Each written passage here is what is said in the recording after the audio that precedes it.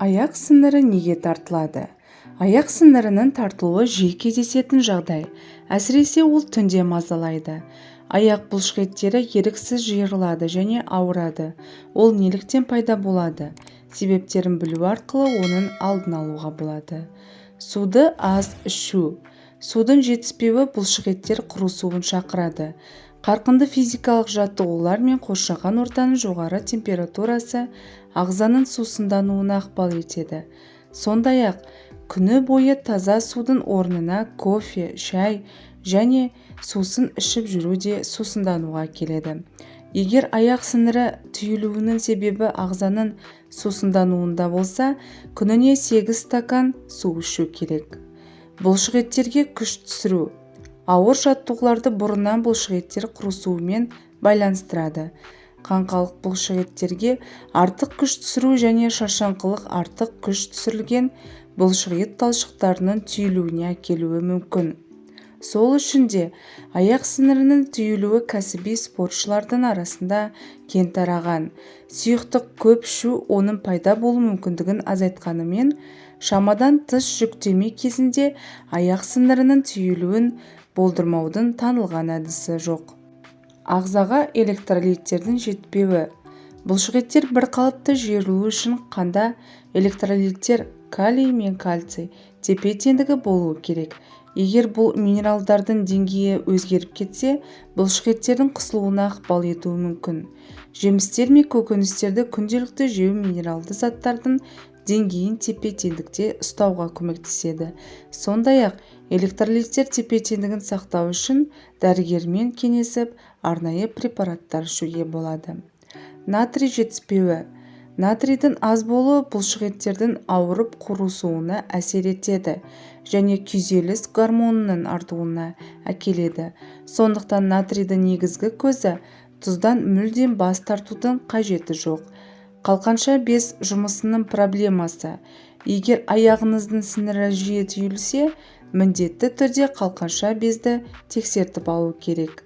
Егер ол дұрыс жұмыс істемесе, аяқ құрысуы басқа бір аурудың, мысалы гипертиреоз белгісі болуы мүмкін. Жас ерекшелігі өзгерісі. Аяқ сыңыры түйілуінің тағы бір себебі қартаю болуы да мүмкін. Адам қозғалыс нейрондарын жоғалта бастағанда бұлшықеттер жиі құрыса бастайды.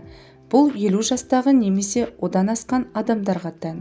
Зерттеулер күштік жаттығулар мен тепе-теңдікке арналған жаттығулар бұлшықеттердің және жүйке жүйесінің жұмысын сақтауға көмектесетінін көрсеткен. Аз қозғалысты өмір салты. Отырыңқы жұмыс және қозғалыстың болмауы бұлшықеттер иілгіштігі мен ұзындығының және аяқ сынырының қысқаруына ықпал етуі мүмкін. Белсенділіктің болмауы лайықты түрде созылуына мүмкіндік бермейді. Сондықтан ол аяқ сынырының түйілуіне әкеледі. Күніне ең болмағанда жарты сағат созылуға және отырып тұру жаттығуына уақыт бөлу керек. Ыңғайсыз қалыпта ұйықтау. Ішпен жатып ұйықтасаңыз, табан бүгілу қалпында болады. Бәшайлар ары қарап жатқасын, балдыр бұлшықетінің құрысуы болады. Табан бұл қалыпта ұзақ сақталса, кез келген қозғалыс аяқ сынырының түйілуіне әкеледі. Екі аяқта жұмыс істеу. Күні бойы тұрып жұмыс істейтін адамдардың аяқтары жиі тартылады. Адам ұзақ уақыт бір орында тұрса және қозғалмаса, қан мен су дененің төменгі бөлігіне жиналып қалады.